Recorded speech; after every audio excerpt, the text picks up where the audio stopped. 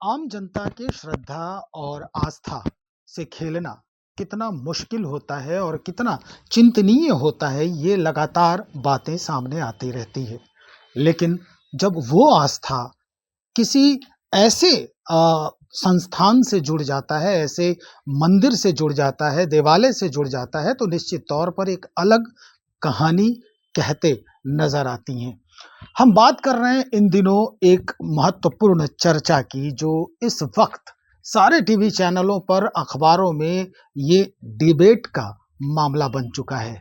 जी हाँ, जून में ही हुए राम मंदिर में जो गबन हुआ है दान का, आस्था का, और जो पैसे को कहा जा रहा है कि इसकी जांच होनी चाहिए, एसआईटी टीम इसके लिए गठित की गई है और कई तरह की इस पर चर्चाएं हो रही है। तो हम इस बात को लेकर, आज एक कांग्रेसी हमारे साथ हैं, आदित्य पासवान जी हैं, इनसे भी हम बातचीत को आगे बढ़ाएंगे और कई ऐसे मसले भी हम आज रखेंगे इनके सामने जो इस समय हमारी आस्थाओं से बहुत ही नजदीक से रिश्ता रखता है। हम आपको एक बात और बता देते हैं कि पिछले 1 वर्षों की अगर बात करें तो अपने देश में कई ऐसे मंदिर हैं जहां पर उन दान के गबन का आरोप लगा है, वहां के कर्मचारियों पर कहें या फिर वहां जो कर्ता धर्ता हैं, पुजारी हैं, उन पर कहें। इनमें से कुछ जो मंदिर हैं उनका नाम भी हम आपको बता देते हैं। सबसे पहले सबरीमाला की बात करते हैं, कर्नाटक का एक मंदिर है वो, उसकी बात करेंगे। फिर तिरुपति तिरुमला जो देवस्थानम है उसकी बात करेंगे। वाराणसी में स्वर्वेद महामंदिर है, वहां में उस मंदिर के अंदर जो गबन हुए उसकी बात करेंगे। और फिर अयोध्या राम मंदिर में जो गबन हुए और इस वक्त काफी ट्रेंड में है, चर्चा में है, इसकी बात करें। तो चलिए सीधा मुखातिब होते हैं हम आदित्य पासवान जी से। इन सारे पर जो आजकल जो चल रहा है, ये खबरें आ रही हैं, किस तरह का माहौल बनते दिख रहा है और आपके जहन में कौन सी बात आ रही है? ये भूपेंद्र भाई, ये बड़ा अफसोस है, अफसोसजनक है कि आज भारत के सनातनी हिंदू जो लोग हैं, उन लोगों के आस्था के साथ ये भद्दा मजाक चल रहा है। अगर कहीं भी किसी भी मंदिर में चोरी होती है या गबन होता है, चाहे वो सबरीमाला हो, वाराणसी हो, और भी कोई मंदिर हो, राम मंदिर, अभी देखिए किस तरह से पूरे दुनिया के लोग देख रहे हैं कि वहां पे गबन और चोरी का पकड़े भी गए लोग हैं, 80 लाख रुपए पकड़ाए हैं। अभी जांच चल रही है, आगे देखते हैं हम लोग क्या आता है। तो ये बड़ा ही अफसोसजनक है, क्योंकि कोई भी चोरी जो ये होती है या कोई भी जो गबन होता है, ये मंदिर से चोरी एक अलग बात है। वो कुछ धन, कुछ रुपए, कुछ जेवरात चोरी हो रहे हैं, वो अलग चीज है। सबसे बड़ी चीज है कि यहाँ श्रद्धालु, जो सनातन धर्म के श्रद्धालु हैं, जो भगवान राम में आस्था रखते हैं, जो मंदिर में आस्था के लिए जाते हैं, उनकी आस्था की चोरी हो रही है। इस देश में लोगों की आस्था का आज मजाक बनाया जा रहा है। उस आस्था का इस्तेमाल राजनीति के लिए किया जा रहा है और आम लोग बेवकूफ बन रहे हैं। अब आप राम मंदिर मसलन एग्जाम्पल अगर देखते हैं, अब तो देश विदेश से करोड़ों रुपए वहां आते हैं, लोग, हजारों लोग रोज जा रहे हैं, जो वहां चढ़ावा चढ़ रहा है, लोग जो वहां धन भगवान राम के नाम पर वहां पे दे के आते हैं, उस आस्था की चोरी हो रही है। रुपए पैसे तो बात की बात है, ये आस्था की चोरी है। इस देश में आज आस्था की चोरी हो रही है। और ये कौन लोग करा रहे हैं? ये कौन लोग हैं जो कर रहे हैं? राम मंदिर में कौन लोग हैं? राम मंदिर में वही लोग हैं जो आरएसएस, भाजपा से जुड़े हुए हैं। कोई दूसरे लोग नहीं है, ये उसी स्कूल के लोग हैं, चाहे वो कोई भी हो, चाहे वो राम मंदिर का ट्रस्टी हो या उसमें कोई भी सदस्य हो, सारे लोग आरएसएस और भाजपा के स्कूल के हैं। तो आज राष्ट्रीय स्वयंसेवक संघ और भाजपा जो है, धर्म की राजनीति में इस देश को आग में झोंक दिया है और आस्था का रोज मजाक उड़ाया जा रहा है और आस्था की चोरी हो रही है। ये कोई धन की चोरी बाद में आता है। आदित्य जी, अब सवाल यही खड़ा हो रहा है कि ठीक है, इतने मंदिरों का पर्दाफाश तो हो गया, पारदर्शिता नहीं थी, इस वजह से हम वहां भी आएंगे। जो आप आरोप लगा रहे हैं भारतीय जनता पार्टी और आरएसएस के ऊपर, वहां भी हम पहुंचेंगे। लेकिन ये और भी बहुत सारे मंदिर हैं अपने देश में और वो ट्रस्ट के अंदर ही आ रहे हैं। तो क्या वहां भी ऐसे होने की आशंका जताई जा सकती है? ये तो देखिए, मैंने शुरू में ही कहा, जो आपने नाम लिया, सबरीमाला हो गया, चाहे वाराणसी हो गया, ये कोई तो आरएसएस और भाजपा ने नहीं बनाया है। ट्रस्ट के माध्यम से चल रहा है, तो पारदर्शिता तो हर जगह होनी चाहिए, चाहे वो कोई भी मंदिर हो, कोई भी राज्य हो। और उसके लिए सरकार को आगे आना चाहिए और एक टूल जरूर बनाना चाहिए जिससे कि मंदिर का संचालन जो भी ट्रस्ट कर रहा है उसमें पारदर्शिता रहे, और जो भक्त हैं, जो श्रद्धा के हिसाब से मंदिर को दान देते हैं, भगवान के नाम पे दान देते हैं, वो ठगे महसूस नहीं किए जाए। ये बहुत जरूरी है। चाहे वो राम मंदिर हो, चाहे वो सबरीमाला हो, चाहे वो वाराणसी हो, चाहे वो इस देश का कोई भी मंदिर हो, अगर ट्रस्ट के माध्यम से वो चल रहा है तो वहां पे वो पारदर्शिता की आज आवश्यकता है। मजाक है क्या कि ट्रस्ट में अगर 8 लोग पकड़े जा रहे हैं, 80 लाख रुपया कैश निकल रहा है। 80 लाख रुपया राम मंदिर के लिए या इस देश के लिए, भारत के लोगों के लिए बहुत, ये मतलब पीनट से भी छोटा चीज है ये।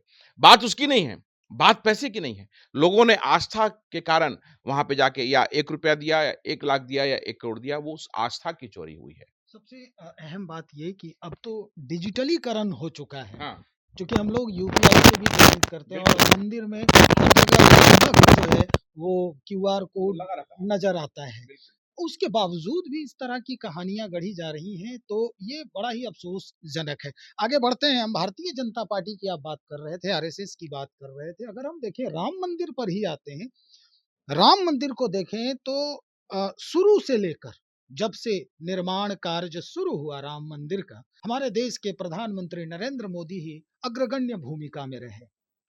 अगर नींव रखने की बात कहें, शिलान्यास की बात करें, तो प्रधानमंत्री ने किया। बिल्कुल। उसके बाद सारे व्यवस्थाओं का कहें तो निर्माण जब हो गया तो उद्घाटन भी, यानी पहली आरती और पहली अर्चना जो है प्रधानमंत्री ने किया। निश्चित तौर पर वहां जो गठन हुआ सदस्यों का, वो उनके जहन से होके ही आगे बढ़ा होगा, बिल्कुल। उनके नजर में होगा। और उसके बावजूद भी, जबकि वो खुद को चौकीदार कहते हैं, उसके बावजूद भी इस तरह की खबरें आ रही हैं, तो कहाँ चूक रह जा रही है? नहीं देखिए, जब आस्था के साथ खिलवाड़ करने का मकसद हो, जब आस्था को सामने रख करके राजनीति करने का मकसद हो, जब आस्था का इस्तेमाल करके सत्ता की सीढ़ी पहुंचने का जब मकसद रहता है, तो ऐसे ही होता है। जैसा कि आपने कहा कि जब राम मंदिर का निर्माण हो रहा था तो पहली ईंट प्रधानमंत्री मोदी जी ने रखा, पूरे विश्व ने देखा। उसके बाद जब मंदिर की स्थापना हुई, जो पहले दिन जो पूजा हुई, प्रधानमंत्री मोदी जी ने ही वो किया, पूजा किया। देश के जाने-माने व्यक्ति या भाजपा से जुड़े हुए जितने भी लोग हैं, चाहे वो सांसद हों, विधायक हों, बड़े-बड़े उद्योगपति हों, कलाकार हों, सभी लोग वहाँ गए। समाज सेवी हों, सभी लोग। लेकिन जिनका झुकाव बेसिकली भाजपा की तरफ रहा है, उन लोगों को बुलाया गया, बहुतरे लोगों को। अब बात आती है कि इसकी चर्चा क्यों नहीं हो रही है?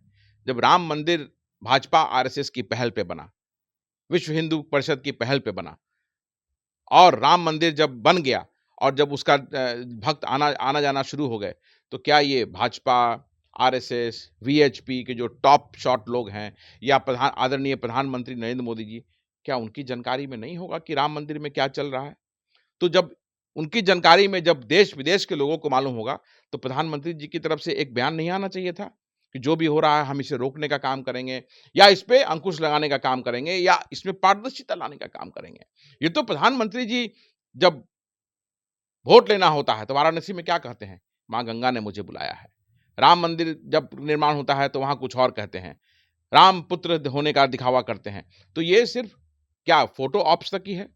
कि सही में वो आस्था उनके अंदर है कि आज मंदिर से ही, भगवान राम के मंदिर से ही जब चोरी हो रहा है, देश के हजारों करोड़ों लोगों की आस्था को चोरी किया जा रहा है, तो प्रधानमंत्री जी का कर्तव्य नहीं था कि सामने आते और इस चोरी पर बयान देते? वो कहा जाएगा कि प्रधानमंत्री जी के लिए बहुत छोटी चीज है। राम मंदिर का नाम लेकर के उसको मुहिम बना करके आपने सत्ता हासिल कर लिया। देश के लोगों को भ्रमित करके आस्था के साथ खिलवाड़ करके आपने सत्ता ले लिया। तो आपका ये फर्ज बनता है कि आप सामने आइए, बयान दीजिए और पारदर्शिता लाने की बात कीजिए और आगे राम मंदिर क्या, देश में कोई भी मंदिर हो, अगर आपके मन में सनातन के प्रति आस्था है, भगवान के प्रति आस्था है, तो आप ऐसा जरूर किसी न किसी टूल के साथ आगे आएंगे जिससे कि सारे मंदिरों में पारदर्शिता है आए और जो भक्त श्रद्धालु वहां जाते हैं उनकी आस्था की चोरी को रोका जा सके।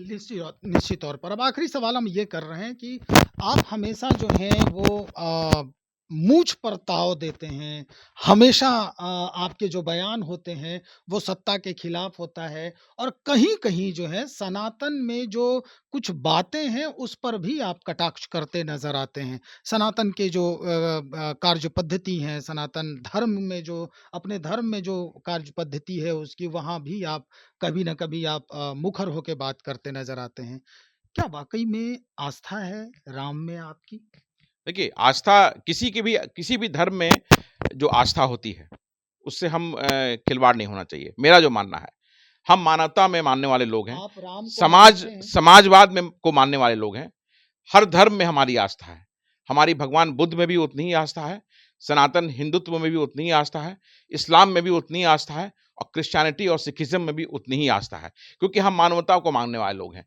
जो समाज में सामाजिक चीज़ जो कुरीति है, उसको दूर करने की बात हम करते हैं और हमारा जहाँ तक मूँछ पे ताव देने की बात है, तो ये तो हमारी शान है और इसी शान से गरीब-गुरबों की सेवा करते रहते हैं और वही दम, हिम्मत मुझे मिलता है जो सेवा करते हैं गरीब-गुरबों का और जो उनका साथ मिलता है, तब वो ताकत मिलती है तो मूँछों पे शान देता हूँ मैं। बहुत शुक्रिया। आदित्य पासवान हालाँकि युवा कांग्रेसी हैं और सनातन की भी बात करते हैं। अक्सरहा अमूमन देखा जाता है कि जहाँ भी कुछ द्वंद्व जो होते हैं सनातन धर्म के, वहाँ पर ये मुखर होके बातचीत करते हैं। तो निश्चित तौर पर अगर हम अपने देश में राम राज्य की बात करते हैं, तो इस तरह के जो माहौल बनते हैं बीच-बीच में, तो भई यही समझा जा सकता है कि ये सिर्फ़ कोरी कल्पना है। चूँकि पारदर्शिता जब तक नहीं होगी और वहाँ पर जो बिठाए गए लोग हैं, उनकी आस्था, भक्ति और भाव अगर सच नहीं है, तो निश्चित तौर पर इस तरह की घटना तो घटित होते ही रहेंगे। अब जाँच टीम लगाई गई है, देखते हैं कि किस मंदिर से क्या कुछ और बातें आती हैं निकल के। चूँकि अभी तक जो सबसे हाइलाइटेड मंदिर हैं, उसकी चर्चा हमने आपको की कि किस-किस मंदिर में क्या-क्या हुआ, कब-कब क्या हुआ। 1 वर्षों के अंदर। तो चलिए अब इंतज़ार करते हैं, देखते हैं कि और जो लोग हैं, इस पूरे मसले को लेकर क्या कह रहे हैं। बने रहिएगा। बहुत शुक्रिया।